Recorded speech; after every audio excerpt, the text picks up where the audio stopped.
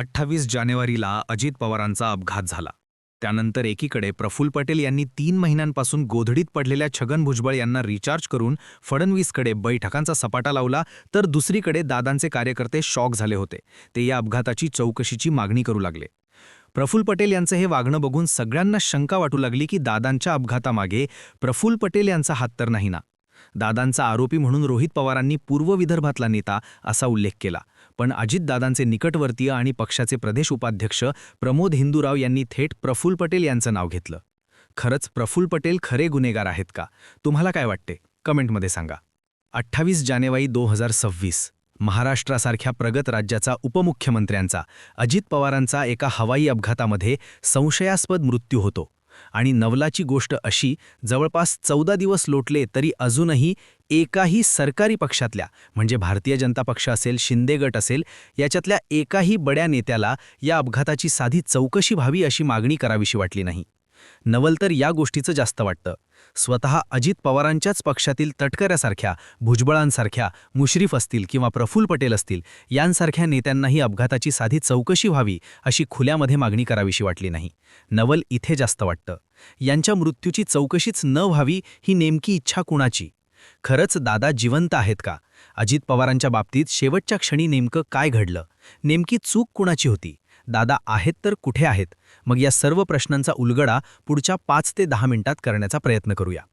सगळ्यात पहिला आणि महत्त्वाचा मुद्दा, हा अपघात की त्यांना संपवलं?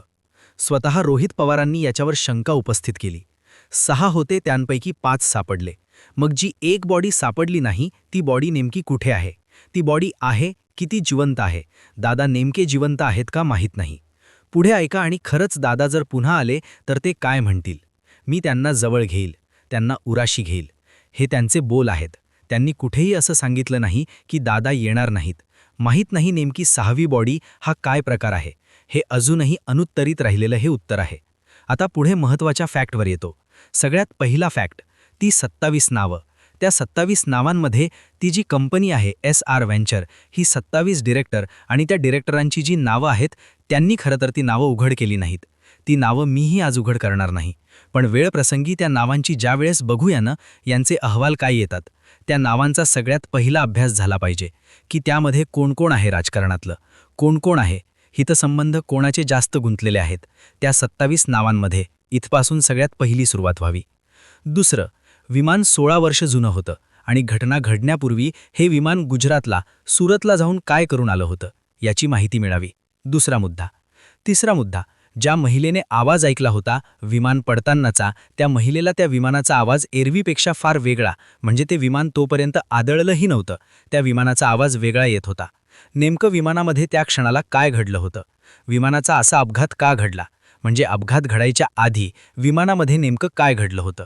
या गोष्टी बाहेर आल्या पाहिजेत. विमान पडल्यानंतर आवाज वेगळा येणं हा भाग वेगळा असू शकतो, पण पडायच्या आधीच त्या विमानाचा आवाज हा एरवीपेक्षा हा फार वेगळा आवाज होता. पुढचा मुद्दा, गेल्या काही दिवसांमध्ये गुजरातला जाऊन त्या विमानाने नेमकं काय केलं? त्या विमानाच्या बाबतीत काय काय चेंजेस झाले, काय काय गोष्टी घडल्या, त्याला कोणी कोणी हात लावले, गुजरातमध्ये त्याचा मेंटेनन्स करण्यात आला होता का, गुजरातमध्ये त्याचं जाण्याचं कारण काय, या सगळ्या गोष्टी बाहेर आल्या पाहिजेत. आता पुढचा अतिशय महत्त्वाचा आणि सणसणीत मुद्दा, मेंटेनन्स कुठे केला जातो? हेवी बेस मेंटेनन्स असतो. आता बघा, मी याचा एक तुम्हाला व्हिडिओ दाखवेल. रोहित पवारांनी स्पष्टपणे इनडायरेक्टली काही गोष्टी सांगितल्या. म्हणतात देशात 2च ठिकाणी अशा प्रकारच्या विमानांचा मेंटेनन्स, 2च ठिकाणी. एक मुंबई स्थित कंपनी आहे जी प्रफुल्ल पटेलांची आहे, दुसरी कंपनी कुठेतरी दिल्लीमध्ये आहे.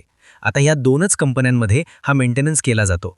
देशात कुठेही इतर ठिकाणी केला जात नाही. मग नेमके या विमानाचा मेंटेनन्स केलेले कंपनीतले जे कर्मचारी आहेत, त्या 2 कंपन्यांपैकी म्हणजे प्रफुल्ल पटेलांची आहे आणि दुसरी मुंबई स्थित कुठली आहे, या कुठल्या कंपनीतनं आले होते, तो सुद्धा, त्याची सुद्धा चौकशी इथे घडली पाहिजे. अतिशय योग्य ठिकाणी त्यांनी इथे बोट ठेवलेला आहे. मला अनेक गोष्टी इथे चौकशीसारख्या आज दिसत आहेत. पुढचं तुम्हाला सांगतो. त्यांनी पुढे एक महत्त्वाचा मुद्दा मांडला की होय, घातपात आहे की अपघात आहे? घातपाताची शक्यता सगळ्यात जास्त आहे. एखाद्या व्यक्तीला त्यांनी एका पुस्तकाचा रेफरन्स सुद्धा दिला.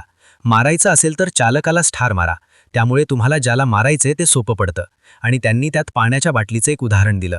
पाण्याच्या बाटलीमध्ये त्यांनी कसं विष टाकलं जाऊ शकतं, इथपासून त्यांनी कसे ते सगळे पुरावे तुम्हा सर्वांसमोर दिले. पण महत्त्वाचे मुद्दे अजूनही आहेत. 27 तारखेला बघा, म्हणजे अजितदादा खरं तर बाय कार जास्त प्रेफर करायचे बारामतीला जाण्यासाठी. मग 27ला असं त्यांना का उशीर झाला? आणि उशीर झाल्यामुळे मग दुसऱ्या दिवशी मग विमानाचाच एक पर्याय राहिला होता. असं त्यांच्या बाबतीत काय घडलं तर 27ला तो कोण पूर्व विदर्भातला एक बडा नेता पूर्व विदर्भातला, ज्याला एका फाईलवर सही करण्याची आठवण झाली. त्यांनी दादांना, माझा स्वतःच्याच पक्षातला बडा नेतामुळे त्या फाईलवर सही करणं हे फार गरजेचं होतं. पूर्व विदर्भातल्या एका नेत्यानं ती फाईल सांगितल्यानंतर दादांनी ती फाईल मंत्रालयातून मागवून घेतली. फाईल येईपर्यंत वेळ गेला. त्यानंतर त्या फाईलीवर सही झाली. तिथे काही आर्ग्युमेंटसुद्धा झाल्या की मला राजकारण शिकवू नका किंवा शहाणपणा शिकवू नका, तुम्हीच फक्त सर्वे करायची कामं करा, पुढचं माझं मी ठरवेल. या सगळ्या गोष्टी, कोण असा नेता जो उशिरा आला, त्यानंतर पूर्व विदर्भातला कोण तो नेता ज्याने उशिरा येऊन ती चर्चा उशिरापर्यंत रेंगावली की रेंगाळली काय माहिती नाही, आणि त्यानंतर दादांना तो उशीर झाला. दादांना मग गत्यंतर राहिलं नाही की फ्लाईटने जाण्याचं, त्या विमानानेच प्रवास करण्याचं. हा सुद्धा एक अतिशय इंटरेस्टिंग मुद्दा आहे. पायलट कसे बदलले? मुख्य पायलट अचानक का बदलले? मुख्य पायलट बदलून जर नवीन पायलट आणले ते तितके अनुभवी होते का?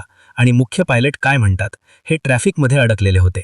मग हे जे दुसरे पायलट होते का विमानतळावर राहिला होते का? अनेक प्रश्नांची उत्तरं आहेत. नवीन पायलट हाँगकाँगवरून आला होता, आणि हा जो नवीन आलेला पायलट आहे हा हाँगकाँगवरून काही मध्यप्राशन करून आला होता का फ्लाईटमध्ये येताना? कारण त्या पायलटच्या त्यांचा पास्ट एक्सपिरियन्स त्यांनी सांगितला. अनेकदा त्यांना फ्लाईट बिफोर फ्लाईट, म्हणजे त्या फ्लाईट घेण्यापूर्वी त्यांना अनेकदा या कारणावरून खडसावण्यात आलेलं आहे. त्यांना एकदा ट्रेनिंगसाठी सुद्धा त्यांना जाऊ देण्यात आलेलं नव्हतं. या सगळ्या गोष्टी त्यांनी ऑन कॅमेरा सांगितल्या. या पायलटचा आणि दारूचा बऱ्याचदा संबंध आहे. फ्लाईटमध्ये दारू पिणं हा त्याचा वैयक्तिक अधिकार, पण फ्लाईट चालवण्याच्या वेळेसचा, हे त्यांनी तिथे स्पष्टपणे प्रूफ केलं. अनेक गोष्टी आहे या. खरं तर या सर्व गोष्टींची चौकशी किती होईल नाही होईल मला माहीत नाही. आता तुम्हाला पुढची माहिती देतो. आज जवळपास 7 दिवस झाले. इन्व्हेस्टिगेशन शून्य. इन्व्हेस्टिगेशन CIDकडे आहे.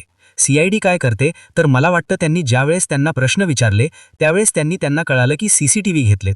CCTV काय तर बारामती एअरपोर्टचे व्हिडिओ. ही कहाणी बघायचो CID वगैरे. शिवाजी साठम, कुछ तो गडबड है दया. आम्हाला संपूर्णपणे वाटतंय दया इथे पूर्ण गडबड नाही, अख्खी स्क्रिप्ट लिहिली गेलेली आहे. ही गडबड फार मोठी आहे. ते असं करतात ना शिवाजी साठम साहेब, गडबड हे दया कुस्त, कारण एवढा जर याच्यामध्ये वेळ गेला तर हे सगळे पुरावे नष्ट केले जातील आणि याच्यात काहीच माहिती हाती लागणार नाही. कारण गुजरातमध्ये ज्यावेळेस विजय रुपाणी वारले त्याच्यामध्ये माजी मुख्यमंत्री, त्यावेळेसही तो ब्लॅक बॉक्सच्या बाबतीत छेडछाड, तेवढेच पुरावे बाहेर आले जेवढे गरजेचे होते. पूर्णपणे ते संभाषण पब्लिक झालं नाही.